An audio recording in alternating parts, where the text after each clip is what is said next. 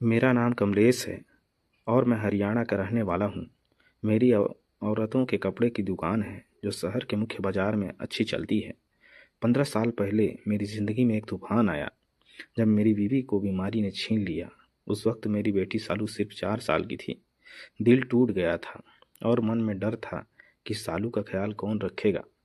रिश्तेदारों ने सलाह दी कि उसे उसकी नानी के गांव छोड़ दूं, पर मैं नहीं माना। मैं चाहता था कि मेरी बेटी शहर के अच्छे स्कूल में पढ़े और आखिरकार मैंने उसे अपने पास रखने का फैसला किया।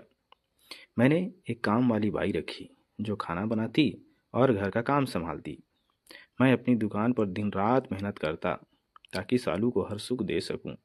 समय बीतता गया और सालू अब 19 साल की हो चुकी थी। उसका कॉलेज में नया दाखिला हुआ था। स्कूल के दिनों तक मेरे मन में सालू के लिए कोई गलत ख्याल नहीं था।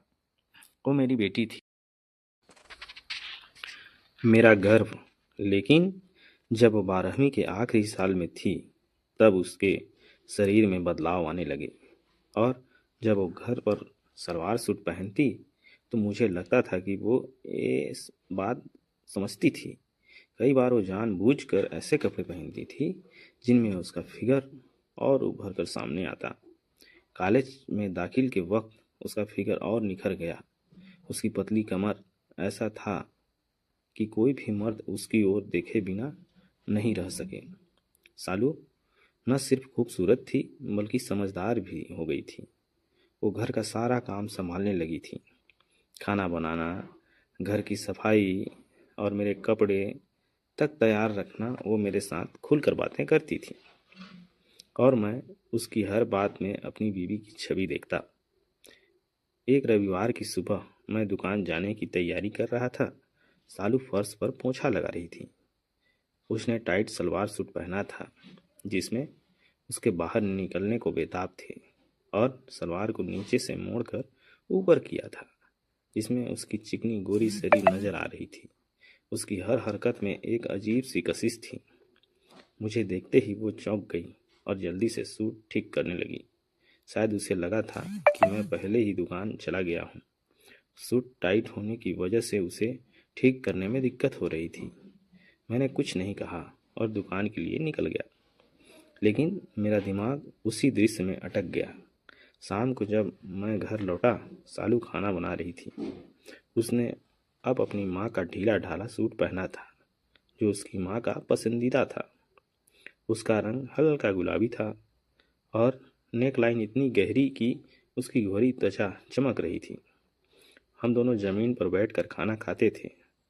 जब वो खाना परोसने के लिए झुकी तो सूट की गहरी नेकलेस से उसके भरे हुए साफ दिखे। उनका आकार इतना भरा हुआ था कि मेरी नज़रें वहीं अटक गईं। कसम से मेरा हालत खराब हो गया।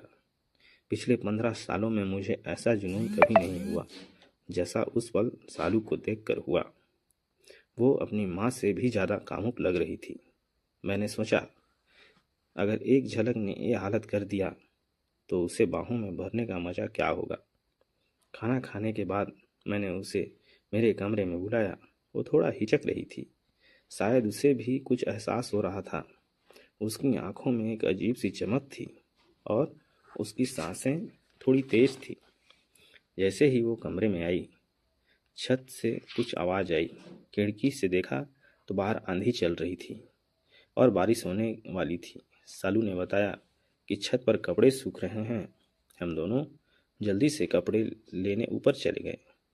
छत पर खूब अंधेरा था और हमारी छत काफ़ी बड़ी थी। सालू को अंधेरे से डर लगता था, इसलिए वो मेरे बिल्कुल पास पास थी।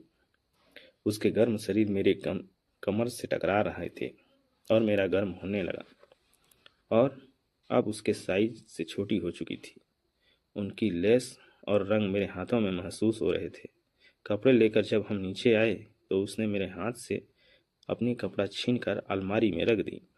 उसका चेहरा लाल था और वो मेरी नज़रों से बच रही थी। हम मेरे कमरे में लौट आए। मैंने देखा कि वो अब काफ़ी गर्म हो चुकी थी। उसकी सांसें तेज थीं और उसका सीना ऊपर नीचे हो रहा था। मैंने उससे पूछा, सालू तुमने अपनी मम्मी का सूट क्यों पहना? वो बोली, पापा मेरे सारे सूट भीग गए हैं। और उसने कपड़ों की बात सुनकर मैं चौंक गया, लेकिन खुशी भी हुई कि वो मुझसे इतनी खुलकर बात कर रही थी। आखिर मैं ही उसका सब कुछ था, पिता भी और उसकी माँ की जगह भी। मैंने कहा, सालू, ऐसे टाइट कपड़े मत पहना कर जिनमें तुझे तकलीफ हो। वो समझ गई कि मैं सुबह की बात का जिक्र कर रहा हूँ। मैंने आगे कहा, मैं तेरे लिए नए सूट सिलवा दूंगा।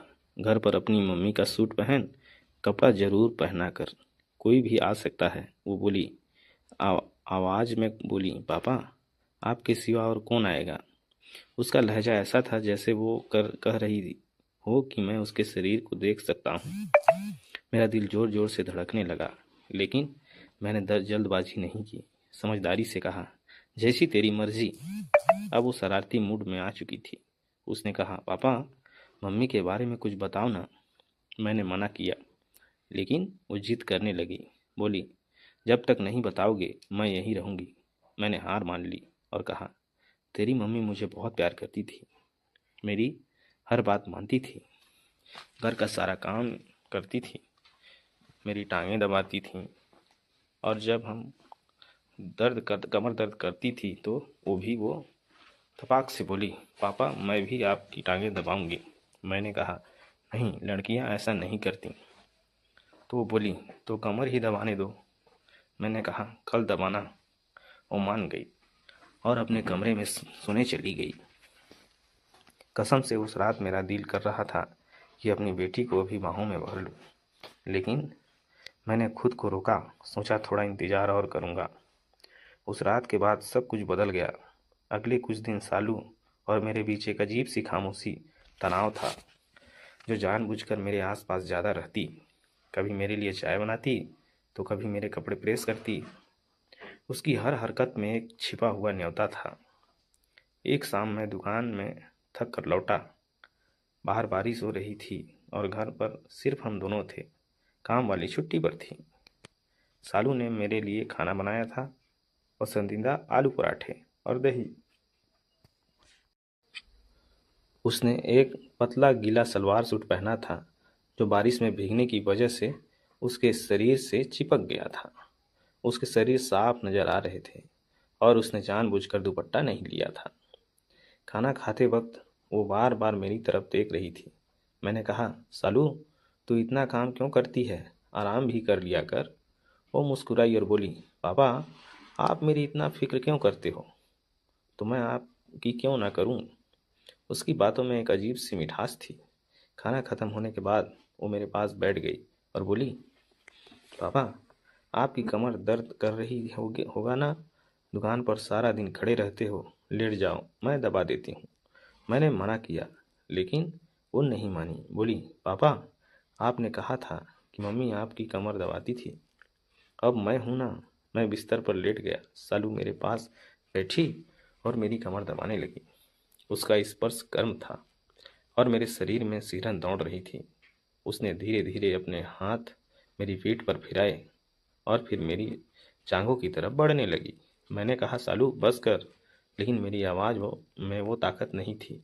वो हंसी और बोली, पापा, आप तो शर्मा रहे हो। उसका लहजा शरारती था।